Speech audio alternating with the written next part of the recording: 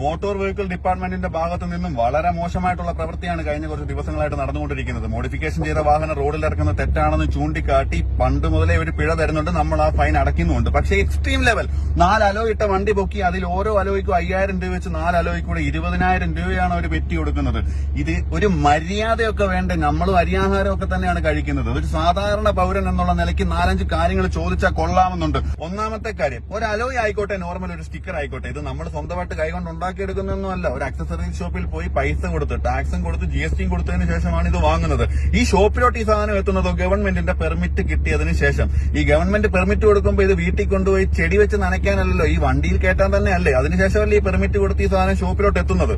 രണ്ടാമത്തെ കാര്യം, ഇവർ പറയുന്ന ഒരു പോയിന്റ് ആണ് സേഫ്റ്റി. ഓൾട്ടർ ചെയ്ത വാഹനത്തിൽ തീരെ സേഫ്റ്റി ഇല്ല. 4 അലോയും 4 സ്കേർട്ടും കയറുമ്പോൾ ഒരു വാഹനത്തിന്റെ സേഫ്റ്റി നഷ്ടപ്പെടുന്നത് എങ്ങനെയാണെന്ന് നമുക്കറിയത്തില്ല. അംഗീകരിച്ചു കൊടുക്കാം. ഒരു 100 ആക്സിഡന്റ് കേസസ് എടുക്കട്ടെ, അതിൽ എത്ര നോർമൽ വാഹനങ്ങളാണ്, എത്ര മോഡിഫൈഡ് ചെയ്ത വാഹനങ്ങളാണ് ആക്സിഡന്റ് ആയിട്ടുള്ളത് എന്നുള്ളൊരു കണക്ക് നമുക്ക് എടുക്കാൻ സാധിക്കും. ഇനി ആളുകളുടെ സുരക്ഷയാണ് നോക്കുന്നത്.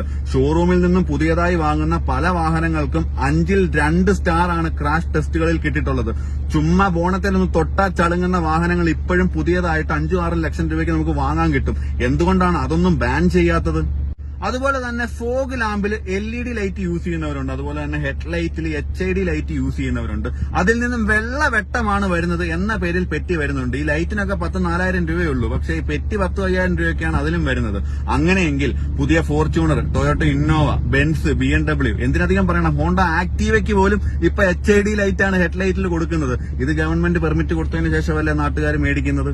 പിന്നെ എല്ലാം ശരിയാണ് എന്നിവിടെ ആരും പറയുന്നില്ല. തെറ്റുകളുണ്ട്. എക്സോസ്റ്റിന്റെ സൗണ്ടിന്റെ കാര്യം, ശബ്ദ മലിനീകരണം സമ്മതിച്ചു തരാം. പക്ഷേ അവിടെയും മിനി കൂപ്പറും മസ്താങ്ങും കമ്പനിയിൽ നിന്ന് ഇറങ്ങുമ്പോൾ എക്സോസ്റ്റ് ആയിട്ടാണ് വരുന്നത്. അത് കമ്പനി വരുമ്പോൾ ഗവൺമെന്റ് അപ്രൂവൽ കൊടുക്കും. പുറത്തുനിന്ന് സാധാരണക്കാരെ മേടിച്ചു വെച്ച് കഴിഞ്ഞാൽ അവനാണ് പണി. ഒരിക്കലും നിയമത്തിനെതിരെ സംസാരിക്കുകയോ അല്ലെങ്കിൽ നിയമത്തിനെ വെല്ലുവിളിക്കുകയോ അല്ല. ഒന്നെങ്കിൽ ഈ പറയുന്ന ആക്സസറീസ് നിങ്ങൾ ബാൻ ചെയ്യുക, അത് വിൽക്കാൻ അനുവാദം കൊടുക്കാതിരിക്കുക. ഇത് നിങ്ങൾ വിൽക്കാനുള്ള പെർമിറ്റ് കൊടുത്തതിന് ശേഷം സ്ഥാപനങ്ങളിൽ എത്തിയതിനു ശേഷമാണ് സാധാരണക്കാർ പോയി പൈസ കൊടുത്ത് ഇത് വാങ്ങുന്നത്. അപ്പൊ ഗവൺമെന്റ് ഇത് അപ്രൂവൽ കൊടുക്കുകയും ചെയ്യുന്നു. അതേ ഗവൺമെന്റിലുള്ള മറ്റു ഉദ്യോഗസ്ഥർ ഇത് തെറ്റാണെന്ന് പറയുന്നു. നമ്മൾ എന്താണ് ചെയ്യേണ്ടത്? മണ്ടന്മാരാണോ?